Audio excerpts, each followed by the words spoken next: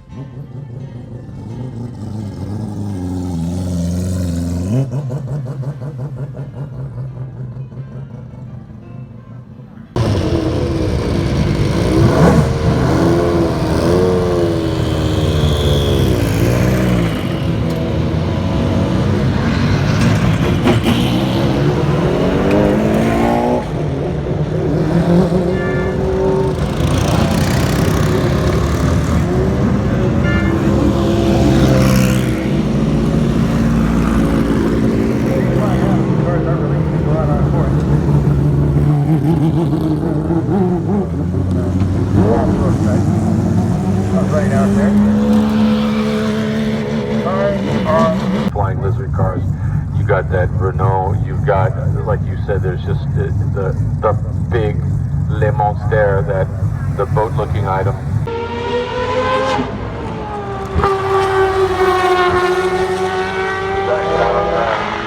Entry, that's a 1990 Jaguar.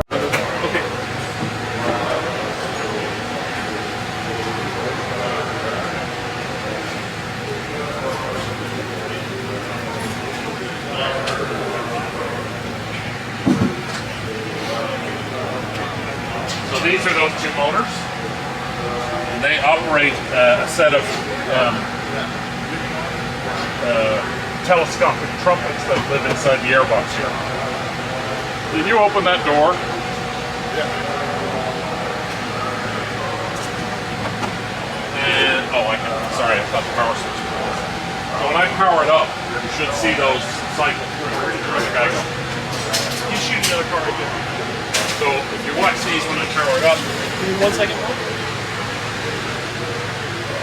Okay, thank you.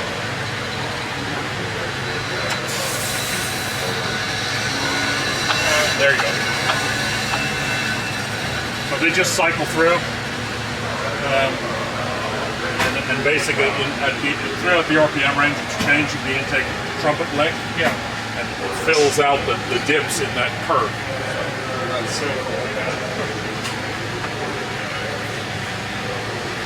That's so awesome. There we go. Yes. So you can see that one.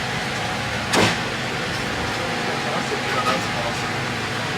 I got another video there.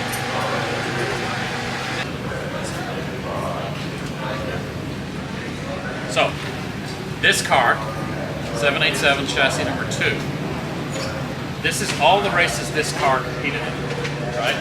So starting in 1990 at Le Mans, it didn't finish. Electrical issue caused a DNF. This raced in the orange livery with Gachot, Wheeler, and Herbert, as I mentioned. Then Kadiyama, Fiorino, Tirada. Tirada is still absolutely one of our stalwart people. He's still very much involved in this. So they raced it through the balance. And then it switched to the white livery, and it was converted to, oh, this one wasn't converted, right? David Kennedy, Maurizio Sanrosala raced it at Silverstone in the Sports Car World Championship. And then at Le Mans,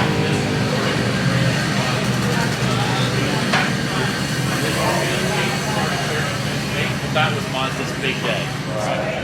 And then this car last raced in period in Mexico in the World Championship with Tirada and Fiorino. What year was that? This was 91, October of 91. So interestingly, and this is a little piece of trivia, this car was raced in 1990 by Bertrand Gachot, Wheeler, and Herbert. Right?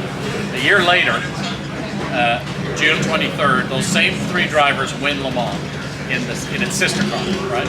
But in the middle of those two races in December, Gachot was in London and got in a fight with a taxi driver, and he maced the taxi driver, pepper sprayed the taxi driver. So he gets charged and he has a court case coming up. He wins Le Mans, 1991. 2 weeks later, he goes to London for his court case, and he's a Formula One driver, drives for Jordan, right? And he's like, I just won Le Mans, a Formula One driver. What are they going to do, right? Totally underestimates the British judicial system, and they throw him in jail. He gets 60 days or something in jail, right? So now the next Grand Prix is the Belgian Grand Prix. It's a Belgian driver. Next Grand Prix is the Belgian Grand Prix at Spa in August, early August of 91. So he can't go, he's in jail. So Jordan now is faced with, I got to find a driver. So Jordan calls up this young German guy and asked him, you've raced at Spa before? Oh yeah, he hadn't. Oh yeah, no problem. So they put him in the car, and of course he was a sensation, Michael Schumacher. So Michael Schumacher got his Formula One debut because our driver was in jail. Now, we're not taking any credit for Michael Schumacher, he would have been who he is anyway. And then 767, this car here, this car up here. So it raced in 88, first in 88 in June. At Le Mans, that was its first race, raced at Le Mans in '89 with Elliott Forbes Robinson, finished 9th, started 16th, finished 9th, and a bunch of races in Japan and the World Championship.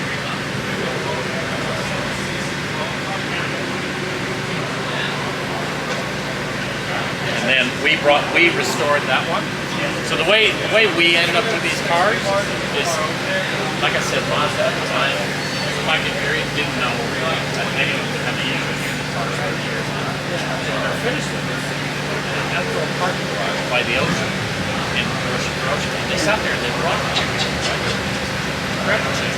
So Robert Davis, the guy sitting at the table up there, was our senior VP of Ops, and one of our Japanese guys saw the cars over there one time, so we got him rescued. So they negotiated a deal with Mazda in Japan that we could buy these cars for $1 if we undertook the restoration, and we could never sell them. Right? So that's the deal. That's why we have these cars. In our basement, we have 66 cars, 19 of which are race cars, including these three, and a bunch of other stuff. And so we restored these cars. This was the latest one we restored. We debuted that in 2016. At this event. Of those, how many were in that seaside parking garage?